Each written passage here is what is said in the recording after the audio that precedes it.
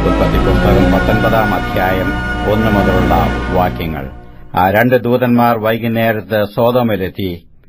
Lot Sodom പട്ടണ വാതിൽക്ക് ഇരിക്കുകയായിരുന്നു. അവരെ കണ്ടിട്ട് ലോത്ത് എഴുന്നേറ്റ് എതിരേറ്റ് ചെന്നു നിലംവര കുനിഞ്ഞ് നമസ്കരിച്ചു. യജമാനന്മാരെ, അടിയന്റെ വീട്ടിൽ വന്നു നിങ്ങളുടെ കാലുകളെ കഴുകി രാപാർപ്പീൻ. കാലത്ത് എഴുന്നേറ്റ് നിങ്ങളുടെ വഴി പോകുകയുമാം എന്ന് പറഞ്ഞതിന്, അല്ല, ഞങ്ങൾ വീഥിയിൽ തന്നെ രാപാർക്കും എന്നു അവർ പറഞ്ഞു. അവൻ അവരെ ഏറ്റവും നിർബന്ധിച്ചു. അപ്പോൾ അവർ അവന്റെ അടുക്കൽ തിരിഞ്ഞു. അവന്റെ വീട്ടിൽ ചെന്നു അവൻ അവർക്ക് വിരുന്നൊരുക്കി. പുളിപ്പില്ലാത്ത അപ്പം ചുട്ടു അവർ ഭക്ഷണം കഴിച്ചു. അവർ ഉറങ്ങുവാൻ പോകും മുമ്പേ സൊദോം പട്ടണത്തിലെ പുരുഷന്മാർ സകല ഭാഗത്തു നിന്നും ആബാലവൃദ്ധം എല്ലാവരും വന്നു വീട് വളഞ്ഞു. അവർ ലോത്തിനെ വിളിച്ചു, ഈ രാത്രി നിന്റെ അടുക്കൽ വന്ന പുരുഷന്മാർ എവിടെ? ഞങ്ങൾ അവരെ ഭോഗിക്കേണ്ടതിന് ഞങ്ങളുടെ അടുക്കൽ പുറത്തു കൊണ്ടുവാ എന്നു അവനോട് പറഞ്ഞു. ലോത്ത് വാതിൽക്കൽ അവരുടെ അടുക്കൽ പുറത്തു ചെന്നു കഥ അടച്ചും വെച്ച്, സഹോദരന്മാരെ, ഇങ്ങനെ ദോഷം ചെയ്യരുത്. പുരുഷൻ തൊടാത്ത 2 പുത്രിമാർ എനിക്കുണ്ട്. അവരെ ഞാൻ നിങ്ങളുടെ അടുക്കൽ പുറത്തു കൊണ്ടുവരാം. നിങ്ങൾക്ക് ബോധിച്ചതുപോലെ അവരോട് ചെയ്തുകൊള്ളുവീൻ. ഈ പുരുഷന്മാരോട് മാത്രം ഒന്നും ചെയ്യരുത്. ഇതിനായിട്ടല്ലോ അവർ എന്റെ വീടിന്റെ നിഴലിൽ വന്നത് എന്ന് പറഞ്ഞു. മാറി നിൽക്ക എന്നു അവർ പറഞ്ഞു. ഇവനൊരുത്തൻ പരദേശിയായി വന്നു പാർക്കുന്നു, ന്യായം വിധിപ്പാനും ഭാവിക്കുന്നു. ഇപ്പോൾ ഞങ്ങൾ അവരോട് ഭാവിച്ചതധികം നിന്നോടും ദോഷം ചെയ്യും എന്ന് അവർ പറഞ്ഞു. ലോത്തിനെ ഏറ്റവും തിക്കി വാതിൽ പൊളിപ്പാൻ അടുത്തു. അപ്പോൾ ആ പുരുഷന്മാർ കൈ പുറത്തോട്ട് നീട്ടി ലോത്തിനെ തങ്ങളുടെ അടുക്കൽ അകത്ത് കയറ്റി വാതിലടച്ചു. വാതിൽക്കലുണ്ടായിരുന്ന പുരുഷന്മാർക്ക് ആബാലവൃദ്ധം അന്ധത പീഡിപ്പിച്ചു.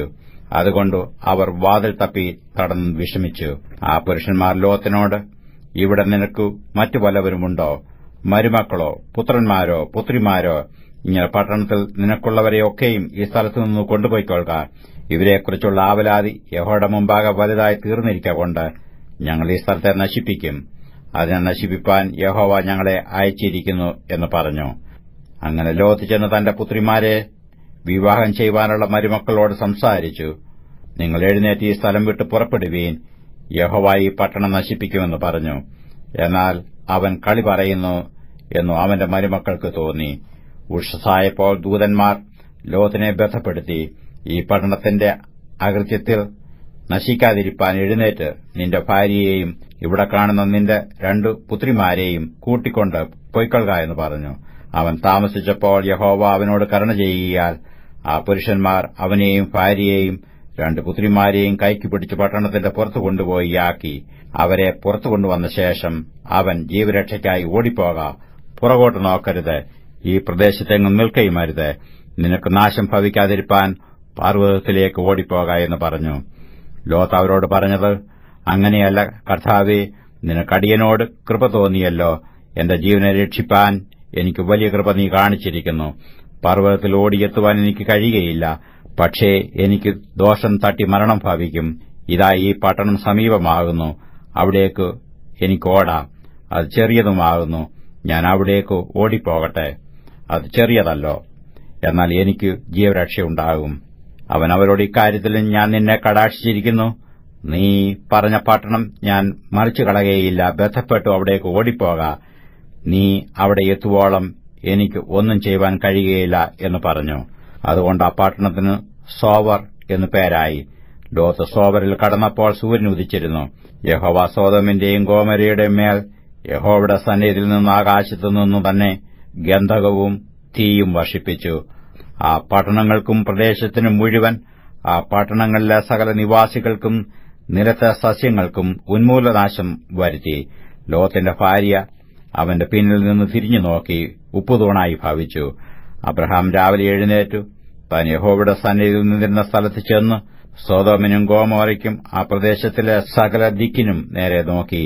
ദേശത്തിലെ പുക തീച്ചുളയിലെ പുക പോലെ പൊങ്ങുന്നത് കണ്ടു. എന്നാൽ ആ പ്രദേശത്തിലെ പട്ടണങ്ങളെ നശിപ്പിക്കുമ്പോൾ ദൈവം അബ്രഹാമിനെ ഓർത്തു. ലോത്ത് പാർത്ത പട്ടണങ്ങൾക്ക് ഉന്മൂലനാശം വരുത്തുകയാൽ ലോത്തിനെ ആ ഉന്മൂലനാശത്തിൽ നിന്ന് വിടുവിച്ചു. അനന്തരം ലോത്ത് സോവർ വിട്ടുപോയി. അവനും അവൻ 2 പുത്രിമാരും പർവ്വതത്തിൽ ചെന്ന് പാർത്തു. സോവറിൽ പാർപ്പാൻ അവൻ ഭയപ്പെട്ടു. അവനും അവൻ 2 പുത്രിമാരും ഒരു ഗുഹയിൽ പാർത്തു. അങ്ങനെ ഇരിക്കുമ്പോൾ മൂത്തവൾ ഇളയവളോട്, നമ്മുടെ അപ്പൻ വൃദ്ധനായിരിക്കുന്നു. ഭൂമിയിൽ എല്ലായിടവും ഉള്ള നടപ്പുപോലെ നമ്മുടെ അടുക്കൽ വരുവാൻ ഭൂമിയിൽ ഒരു പുരുഷനുമില്ല. വരിക, അപ്പനാൽ സന്തതി ലഭിക്കേണ്ടതിന് അവനെ വീഞ്ഞു കുടിപ്പിച്ചു അവനോടുകൂടെ ശയിക്ക എന്ന് പറഞ്ഞു.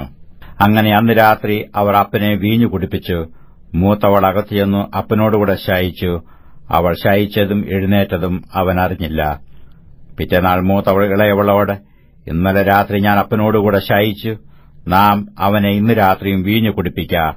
അപ്പനാൽ സന്തതി ലഭിക്കേണ്ടതിന് നീയും അകത്ത് ചെന്നു അവനോടുകൂടെ ശയിക്ക എന്ന് പറഞ്ഞു. അങ്ങനെ അന്ന് രാത്രിയും അവർ അപ്പനെ വീഞ്ഞു കുടിപ്പിച്ചു. ഇളയവൾ ചെന്നു അവനോടുകൂടെ ശയിച്ചു. അവൾ ശയിച്ചതും എഴുന്നേറ്റതും അവൻ അറിഞ്ഞില്ല. ഇങ്ങനെ ലോത്തിന്റെ 2 പുത്രിമാരും അപ്പനാൽ ഗർഭം ധരിച്ചു. മൂത്തവൾ ഒരു മകനെ പ്രസവിച്ചു. അവന് മോവാബ് എന്ന് പേരിട്ടു. അവൻ ഇന്നുള്ള മോവാബ്യർക്ക് പിതാവ്. ഇളയവളും ഒരു മകനെ പ്രസവിച്ചു. അവനു ബെൻ അമ്മി എന്ന് പേരിട്ടു. അവൻ ഇന്നുള്ള അമ്മോന്യർക്ക് പിതാവ്.